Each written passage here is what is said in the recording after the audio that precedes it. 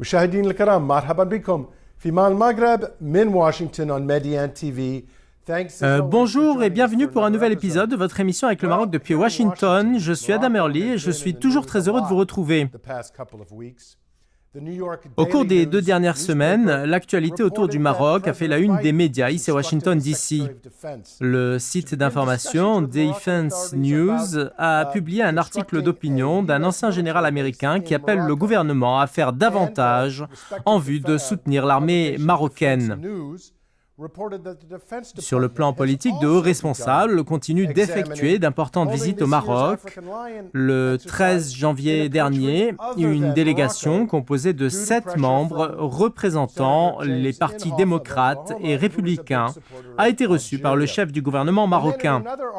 Les échanges entre les deux partis ont mis en exergue les relations exceptionnelles entre nos deux pays, fondées sur un partenariat fort, ambitieux et diversifié, ainsi que sur le dialogue stratégique et la coordination de leurs positions sur de nombreuses questions internationales. Ce dialogue stratégique intervient au moment où les accords d'Abraham auxquels a adhéré le Maroc constituent un succès diplomatique qui inaugure une ère nouvelle de paix et de stabilité. Dans l'épisode d'aujourd'hui, nous discuterons de ces développements pour savoir ce qu'ils signifient pour les relations américano-marocaines. Nous nous interrogerons sur la possibilité d'un changement concernant la présence militaire américaine au Maroc et sur l'évolution de la position des États-Unis concernant le plan marocain d'autonomie. Nous poserons toutes ces questions et d'autres encore à notre invité, l'amiral retraité de l'US Navy, John Miller.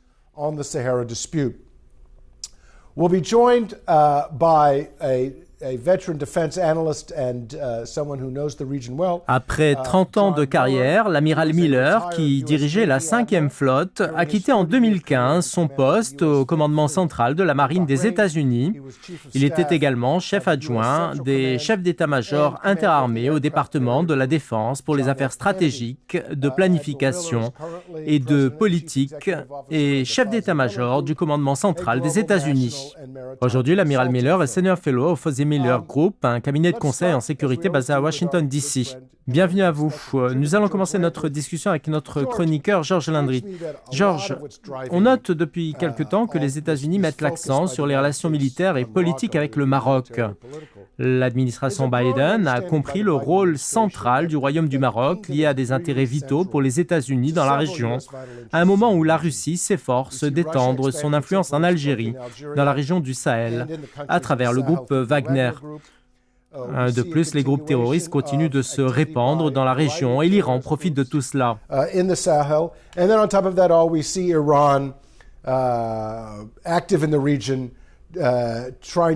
Alors, pouvez-vous nous éclairer sur ces visites de hauts responsables américains au Maroc? Qu'en pensez-vous? Écoutez, je pense que votre lancement a bien résumé tous les éléments importants quant à ce sujet. Je pense également qu'il est nécessaire que les États-Unis aient une politique étrangère jouissant d'une certaine stabilité. Oui, normalement, nous organisons des élections tous les 2 ans à la Chambre des représentants et au Sénat et tous les 4 ans à la Maison-Blanche. Et j'espère que cela ne rendra pas notre politique étrangère instable, car nos alliés attendent de nous cette stabilité. Vous me connaissez bien, Adam. Je ne fais pas toujours l'éloge de l'administration Biden. Mais dans ce cas, je pense qu'elle a raison dans sa vision en faveur d'une relation forte et profonde avec le Maroc.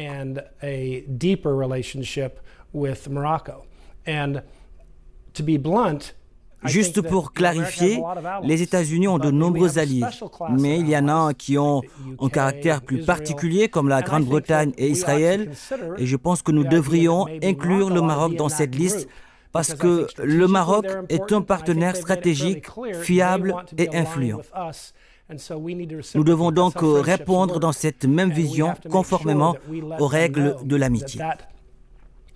Relationship is not going to ever be dependent on who occupies Nous devons faire comprendre que cette relation ne sera jamais affectée, qui que soit le locataire de la Maison-Blanche.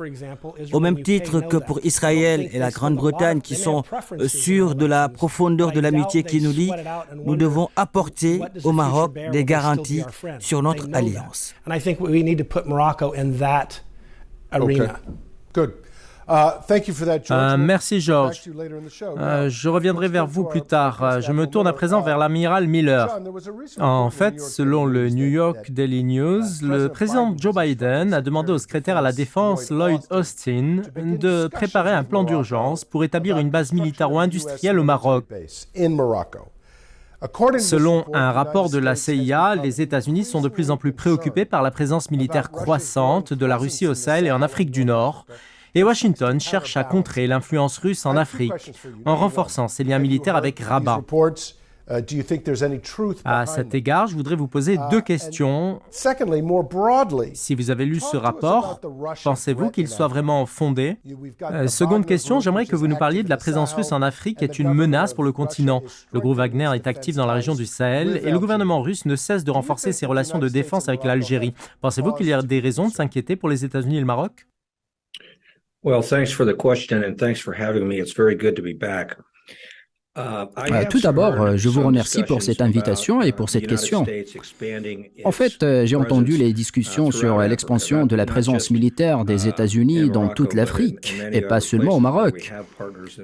C'est-à-dire dans d'autres pays africains où nous avons des partenaires fiables, comme le cas du Maroc. Donc, cette nouvelle ne surprendra personne, car les États-Unis sont constamment à la recherche de bases, avec tous les droits de vol dans le monde entier. Mais comment ces installations verront le jour au Maroc? Je pense que l'affaire est toujours en cours de négociation. Je ne m'attends pas nécessairement à ce qu'il s'agisse d'une base militaire au Maroc, comme je m'attends à la présence d'une installation militaire américaine. Je pense que beaucoup de gens savent que l'aéroport international Mohammed V de Casablanca a été construit par les États-Unis dans les années 50 jusqu'au début des années 60 afin d'être utilisé comme base aérienne stratégique pendant la guerre froide, mais il n'a pas été utilisé comme base militaire américaine et a finalement été remis au Maroc, où il est devenu une installation qui a été utilisée à des fins civiles jusqu'à aujourd'hui. En fait, des accords similaires sont conclus par les États-Unis dans différentes régions, en particulier au Moyen-Orient, où les États-Unis ont la liberté d'utiliser l'espace aérien du Qatar et des Émirats arabes unis sans disposer des installations que possèdent ces pays hôtes. Mais les États-Unis ont le droit de les utiliser. D'ailleurs, il y a des négociations constantes avec différents pays pour savoir qui supporte les coûts de toute activité quant à ce sujet.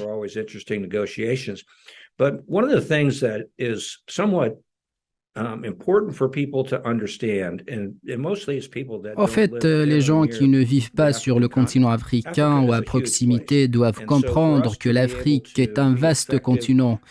Et pour que les États-Unis soient efficaces sur le volet militaire, nous devons nous associer à des pays comme le Maroc, notre plus ancien allié dans le monde. Le pays avec qui nous avons conclu le traité de paix et d'amitié maroco-américain, le plus ancien jamais signé par les États-Unis avec un pays tiers.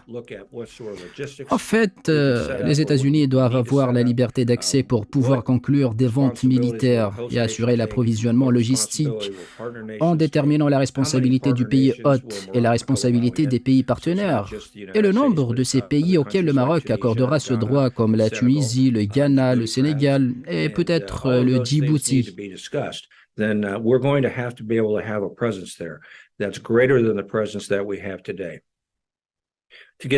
Concernant votre deuxième question, Adam, la Russie est très active en Afrique et ses relations avec les pays africains sont basées sur l'échange de bénéfices.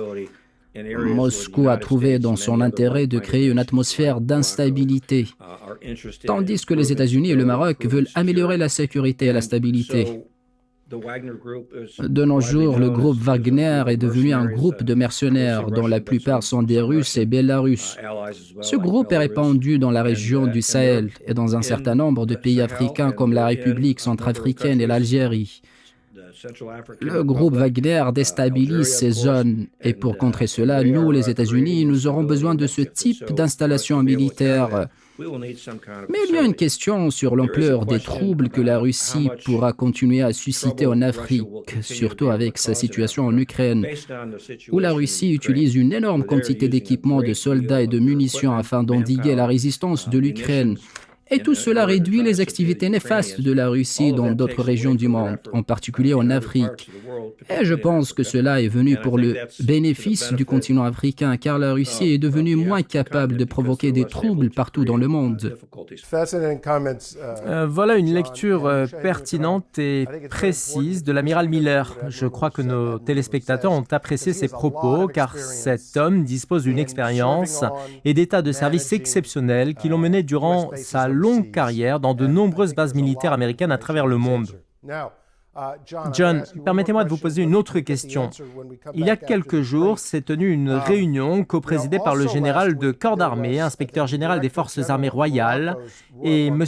Dror Shalom, directeur du bureau des affaires politico-militaires du ministère israélien de la Défense. Cette rencontre a permis d'examiner les différents domaines de la coopération militaire bilatérale, notamment la logistique, la formation et les entraînements, ainsi que l'acquisition et la modernisation des équipements. Les deux responsables se sont accordés pour renforcer cette coopération et l'élargir à d'autres domaines, notamment le renseignement, la défense aérienne et la guerre électronique. Alors, Monsieur Miller, vous qui avez été commandant de la 5e flotte à Bahreïn et qui avez à ce titre longuement observé le comportement de l'Iran dans le golfe Persique, pouvez-vous nous éclairer sur l'importance de la défense aérienne et de la guerre électronique? Mais nous allons d'abord faire une courte pause avant d'écouter votre réponse. Restez avec nous.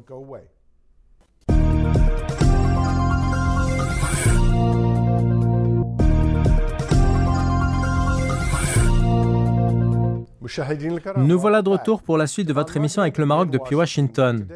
Notre invité aujourd'hui est l'amiral John Miller, qui a servi dans l'US Navy pendant 30 ans, et nous nous penchons sur la coopération entre le Maroc et les États-Unis en matière de sécurité militaire. Avant la pause, j'ai demandé à John ce qu'on entendait par défense aérienne et guerre électronique, qui ont fait l'objet d'une réunion du comité de suivi de coopération de défense maroco-israélienne. Monsieur Miller, nous vous écoutons. Nous vivons une période excitante dans le monde, en particulier dans des régions comme l'Afrique du Nord et le Moyen-Orient, où se trouvent les pays signataires des accords d'Abraham. Nous avons assisté à la normalisation des relations entre le Maroc et Israël, qui a commencé en septembre 2020. Et après environ un an, en novembre 2021, un protocole d'accord a été signé à Rabat par le ministre israélien de la Défense Benny Gantz. Puis la réunion du comité de suivi de la coopération de défense maroco-israélienne a vu le jour. Tout cela est un flux logique qui émane des accords d'Abraham et de la coopération conjointe. Quand on parle d'activités militaires complexes comme l'intégration des défenses aériennes antimissiles, Israël est un bon partenaire, car il possède l'un des meilleurs systèmes antimissiles de défense dans le monde. Il s'agit d'un système capable de gérer le guidage et le pilotage de missiles balistiques, des missiles de croisière et drones militaires de reconnaissance. Le système est connu sous le nom de Iron Dome et consiste en un groupe de systèmes qui fonctionnent ensemble pour former cette intégration dans la défense aérienne contre les missiles. Et donc, par conséquent, lorsque vous commencez à négocier la coopération dans ce domaine avec d'autres pays, la capacité d'échanger des informations de renseignement à la vitesse des événements de guerre est une question très importante et difficile, car elle nécessite une grande confiance mutuelle et nécessite également des instructions, des exercices et des équipements avec lesquels il est possible de développer un système intégré de défense aérienne, comme les missiles, comprenant des réseaux de radars d'alerte précoce et la capacité de surveiller électroniquement l'environnement pour identifier les types d'avions et de navires ennemis par rapport à ceux amis et neutres, afin qu'ils puissent être rapidement classés au moment de leur apparition. Ce genre de coopération maroco-israélienne n'étonne personne, car c'est un des objectifs des accords d'Abraham. Mais en tout cas, c'est formidable de voir cette coopération se concrétiser et continuer à se développer.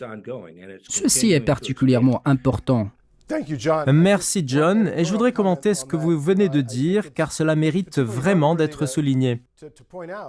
Ces discussions sur la défense aérienne et sur la guerre électronique interviennent à un moment où l'Algérie parle d'acheter pour 17 milliards de dollars d'avions de combat et de missiles russes. De ce fait, cette coopération de défense maroco-israélienne ne sort pas de nulle part. Je voudrais maintenant aborder le sujet sous un autre angle. Récemment, j'ai lu un article très important sur le site d'information Defense News, qui est aussi un journal de renom aux États-Unis. Cet article a été écrit par l'ancien lieutenant-général Stephen Bloom, ex-commandant adjoint de l'American Northern Command. Je vous en cite un extrait. L'Afrique est devenue la cheville ouvrière de l'équilibre stratégique mondial des puissances. La concurrence stratégique renouvelée, la prolifération d'organisations extrémistes violentes menacent de saper l'intégrité des États africains et les intérêts stratégiques clés des États-Unis. Dans le même temps, ces défis représentent une opportunité pour le Maroc, plus ancien allié des États-Unis et puissance maghrébine historique, de devenir un leader régional et un fournisseur de stabilité avec l'aide du soutien technique et sécuritaire israélien. Fin de citation. Alors un tel partenariat israélo-marocain sous le leadership des États-Unis peut-il contribuer à faire émerger une superpuissance africaine pour faire face aux défis extrémistes violents? Le général Bloom a appelé les États-Unis à offrir davantage d'opportunités aux armées du Maroc et d'Israël pour une instruction conjointe. Il a également appelé les États-Unis à soutenir les capacités d'industrialisation militaire marocaine afin de surmonter la menace russe et iranienne de déstabilisation de la région à travers l'Algérie. Alors que pensez-vous de cette vision? Croyez-vous que l'Afrique constitue vraiment un axe majeur de l'équilibre stratégique mondial, comme le dit l'article du général Bloom? Whatever we can do to help improve the technology that the Moroccan armed forces have and utilize in the defense of the nation. Écoutez, tout ce que nous pouvons faire, c'est aider à améliorer la technologie utilisée par les forces armées royales pour défendre le Maroc contre toute menace. Tous les équipements que nous pouvons fournir sont compatibles avec l'OTAN. L'expansion des capacités du Maroc est quelque chose qui devrait beaucoup intéresser les États-Unis. Mais cela signifie-t-il la nécessité d'avoir des forces américaines sur le terrain dans la région? La réponse est non. Cela signifie-t-il qu'il devrait y avoir un grand nombre de navires de guerre américains dans la région? La réponse est, je pense que c'est non. C'est pourquoi les États-Unis ont besoin de partenaires en vue d'aider les forces armées royales et leur permettre de mieux défendre le Maroc, en améliorant la stabilité à travers des efforts conjoints contre les activités terroristes violentes ou contre les activités croissantes du groupe Wagner en Afrique.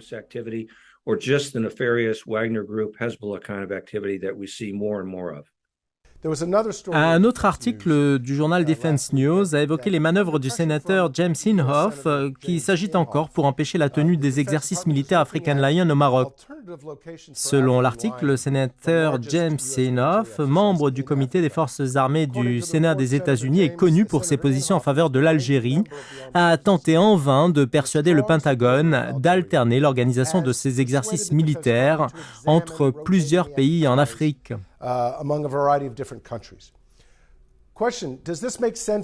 Alors, voyez-vous une certaine logique dans cette vision?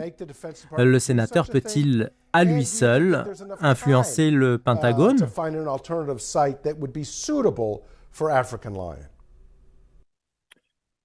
L'African Lion est le plus large exercice militaire auquel les États-Unis participent sur le continent africain. Cet exercice a un long palmarès de succès.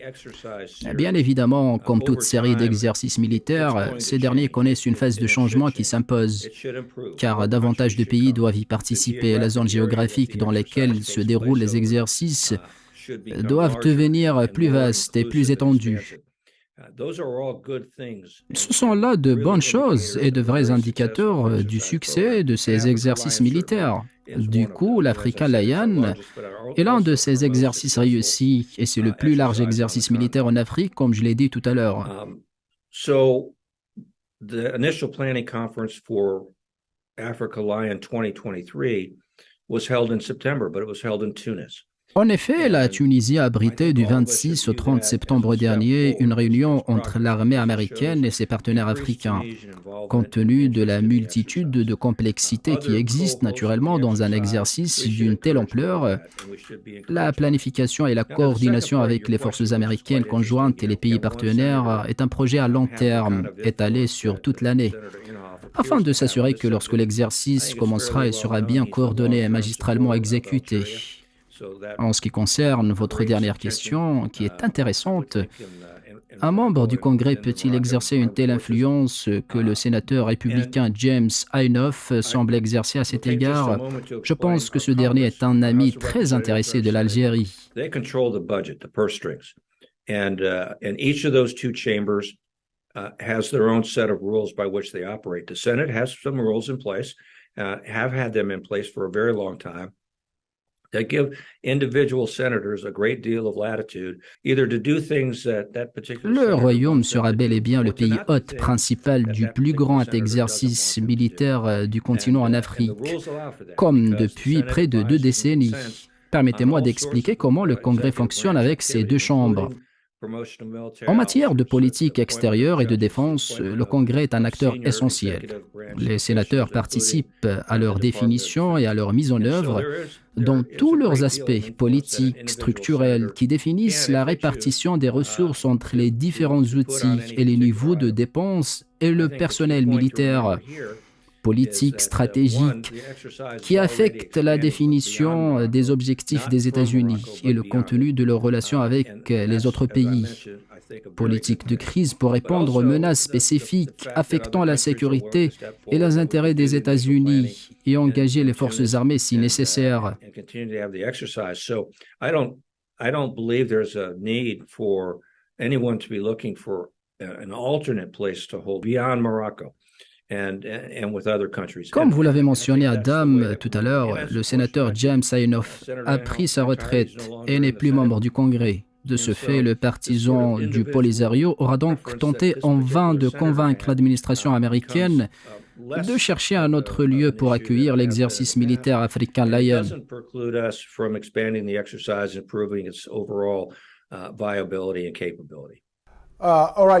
Merci beaucoup, Monsieur John Miller, pour toutes ces informations. C'est un immense plaisir de vous avoir aujourd'hui parmi nous. J'étais heureux d'être parmi vous. Alors, comme John vient de le dire, le sénateur James Inhofe prendra bientôt sa retraite et il n'a pour cette raison plus beaucoup d'influence. De plus, il est également intéressant de savoir que le deuxième sénateur d'Oklahoma, James Lankford, s'est rendu récemment au Maroc avec un certain nombre de sénateurs démocrates dans le cadre d'une tournée dans les pays signataires des accords d'Abrahams. Avant de terminer, je voudrais commenter un point important soulevé par l'amiral Miller. Il a déclaré que les équipements seuls ne sont pas suffisants s'ils ne sont pas accompagnés de confiance mutuelle et d'instruction, afin d'avoir une coopération militaire et une sécurité forte et influente. Et c'est exactement ce dont jouissent les relations maroco-américaines. Je tiens à remercier notre chroniqueur Georges Landry. Merci également à notre invité, le distingué amiral John Miller. Merci à vous pour votre attention et rendez-vous la semaine prochaine pour un nouvel épisode.